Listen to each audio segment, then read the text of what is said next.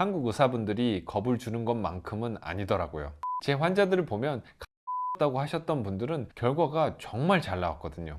안녕하세요. 탈모와 모발이식의 비밀을 알려드리는 FS입니다. 아주 간혹 저에게 이런 질문을 하세요. 터키에서 모발이식 받고 한국에 들어온 이후에 문제가 발생하면 어떻게 하느냐? 생각만 해도 참 아찔하지요. 저도 처음 모발이식 관련 일을 시작하려고 할 때 이 부분이 가장 걱정이 되어서 고민을 많이 했습니다. 유튜브에서 보면 한국 의사들도 이 이야기를 많이 하더라고요. 야, 너 터키 가서 이식받고 문제가 발생하면 해결 방법이 없어. 뭐 이런 논조입니다. 사후관리도 잘해주는 한국 병원에서 이식해야 한다는 내용도 같이 이야기하더라고요. 그런데요, 이렇게 터키 모발이식에 대해서 부정적인 이야기를 하는 한국 모발이식 의사들도 해외 환자를 받는다는 것을 알게 되었습니다. 본인들이 외국인 환자를 받고 있다고 이야기하더라고요. 해외에서 모발이식을 받고 사후관리를 못 받아서 문제가 될 수 있는지, 있다면 해결 방법은 무엇인가 알아보겠습니다.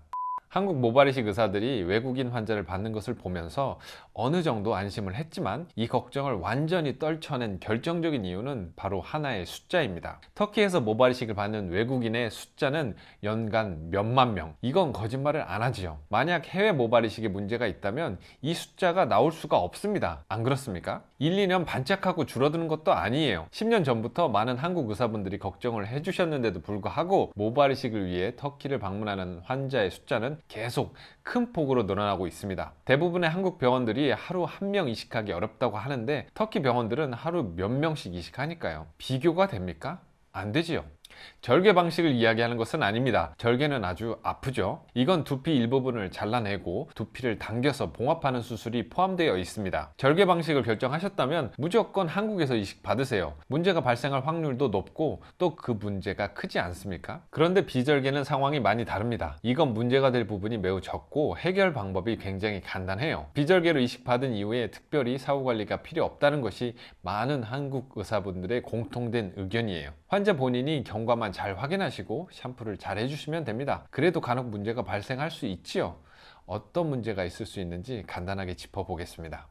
비절개 이식 시 발생 가능한 첫 번째 문제는 바로 채취 부위 통증입니다. 당연히 절개보다는 덜 아파요. 절개를 받고 이후에 비절개를 받으신 분의 이야기로는 절개 방식이 10배 정도 더 아프다고 합니다. 비절개도 아픈 것은 사실인데 절개는 죽을 것 같다고 이야기하시더라고요. 비절개로 이식하시면 간단하게 진통제 드시면 됩니다. 지금까지 터키에서 비절개로 이식 받으신 분들 보면 첫날 아파서 잠을 설쳤어, 또는 진통제 이후에 전혀 아프지 않았어, 이 두 가지 정도로 나뉩니다. 정말 아팠다고 하시는 분은 없었어요. 2일차에는 조금 통증이 있었다, 전혀 안 아파서 진통제도 복용하지 않았다, 이 둘 중에 하나였어요. 이식 부위는 크게 통증은 없고 간혹 욱신거립니다. 2주면 대부분 사라져요. 통증 문제는 아주 심플하게 넘어갑니다. 환자분들이 이 부분을 걱정하실 줄 알았는데 별로 대수롭지 않게 생각하시더라고요. 요즘은 정보가 많아서 잘 알고 계시고 잘 대응하십니다. 짧게는 2주, 길게는 3개월 동안 감각이 조금 이상해요. 하지만 점차 정상으로 돌아옵니다. 이 경우 아무것도 안 하시면 돼요. 생활이 어려운 정도가 아니라 느낌이 이상한 정도? 터키는 대량 모발 이식을 많이 하니까 후두부 동반 탈락이 간혹 옵니다. 4,000모낭, 그러니까 8,000모 이상 채취하면 뒷머리에 무리가 가겠죠. 채취 부위에 동반 탈락이 발생할 수 있습니다. 채취하면 상처가 발생하잖아요. 그 주변에 있는 머리카락도 스트레스를 받아 빠지게 되는 현상입니다. 그래도 2개월 정도 지나면 다시 잘 자라니까 전혀 걱정하지 마세요. 특별히 치료를 받아야 할지 문의하시는 경우가 있는데요. 그럴 필요가 전혀 없습니다. 4,000에서 5,000모낭 이식하신 분들만 계산해 보면 10% 정도의 환자에서 발생합니까? 제 경험상으로는 그것보단 더 적은 것 같습니다. 한국 의사분들이 겁을 주는 것만큼은 아니더라고요. 참고로 터키에서는 5,000모낭 채취는 일반적입니다. 참 신기하지요. 한국에서 보통 3,000모낭 이식하고 1년 후에 다시 2,000모낭 이식을 하지요. 3,500모낭 이상 이식하면 뭔가 큰 문제가 있는 것처럼 이야기하죠. 여기에는 많은 이유가 있습니다. 터키에서 대량 모발 이식을 많이 하는 이유와 한국에서 대량 모발 이식을 피하는 이유에 대해서는 다른 영상에서 더 자세하게 설명드리겠습니다.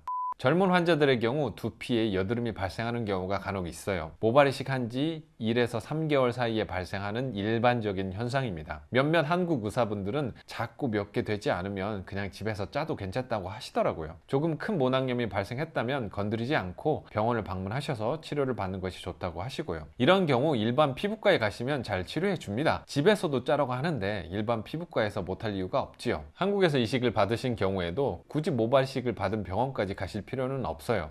이식 이후에 발생한 여드름이니 난 치료를 못하겠다 라고 이야기하시는 의사는 없습니다. 세균이 많은 환경에서 혼자 짜는 것보다 가까운 피부과에 가시는 것이 더 좋습니다. 제 환자 중에서 보면 몇 개 정도 올라온 여드름은 문제가 되지 않습니다. 한국 피부과에서 치료 받으시고 약 처방 받으셔서 아무 문제 없이 좋은 결과를 보셨어요. 최근에 두피에 염증이 많이 발생해서 이식 결과가 안 좋았던 적은 없었어요. 2018년 진이과 일할 때 이런 환자가 한 번 있었습니다. 핑계를 먼저 이야기하면 술, 담배를 많이 하시고 불면증이 있으신 분이었어요. 이분을 제외하고 두피에 큰 염증이 발생해서 생착에 문제가 있었던 적은 없습니다. 사실 이 환자분 본인도 만족하고 주변 분들도 터키행을 계획하고 계시지만 제가 만족을 못하고 있습니다. 시간이 많이 지났고 진입과는 이제 일을 하지도 않지만 더 좋은 의료진을 통해서 AS 해드리겠다고 꼭 오시라고 말씀을 드렸어요. 술, 담배를 많이 해서인지는 모르겠지만 결과가 안 좋으면 어찌되었든 그냥 다 제 잘못입니다. 모낭염이 많이 발생하면 보강이 필요할 수 있습니다. 상담할 때 모발이식 병원에서 이런 이야기를 먼저 잘 안 해주지요. 금연, 금주, 운동,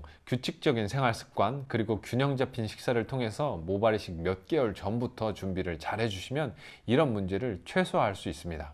이식한 지 3, 4주 되면 이식 부위가 간지럽다고 하시는 경우가 있습니다. 많지는 않은데 아주 간혹 있어요. 보통 짧은 기간 안에 대부분 사라집니다. 그런데 제 환자 중에 한 분은 3개월 동안 간지러워서 힘들었다고 하셨어요. 뭐 염증이 있거나 문제가 있는 것은 아니었고 정말 단순하게 간지러움증이었습니다. 피부과에 방문하셔서 처방 받고 약 드시면서 점차 좋아졌다고 하시더라고요. 그리고 가려울 때마다 마사지를 하면서 해결을 하셨는데 불편하셨겠죠. 그런데 가려움증은 이식 결과와는 상관이 없는 것으로 보입니다. 제 환자들을 보면 간지러웠다고 하셨던 분들은 결과가 정말 잘 나왔거든요. 그리고 3개월 동안 간지러워서 힘들었다고 하셨던 분의 경우 결과가 최고로 나왔습니다. 간지러울 때마다 마사지를 자주 해서인지 아니면 혈액순환이 좋아서 간지러웠던 건지는 정확하게 모르겠어요. 이 부분은 앞으로 연구를 조금 더 해보고 여러분에게도 공유를 해드리겠습니다. 모발이식 이후 3주가 지나면 손톱이 아닌 손마디로 지그시 누르면서 가려운 부분을 마사지 해주세요. 가려움증이 정말 심하면 피부과 방문하셔서 처방을 받으시면 됩니다.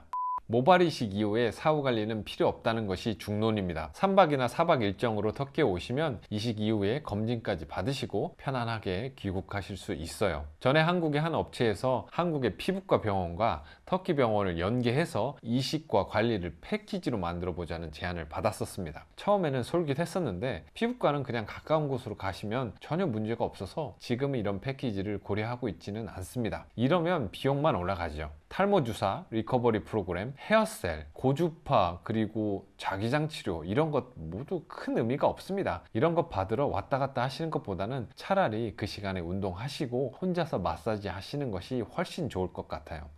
영상이 유익했다면 좋아요와 구독 부탁드립니다. 그럼 안녕.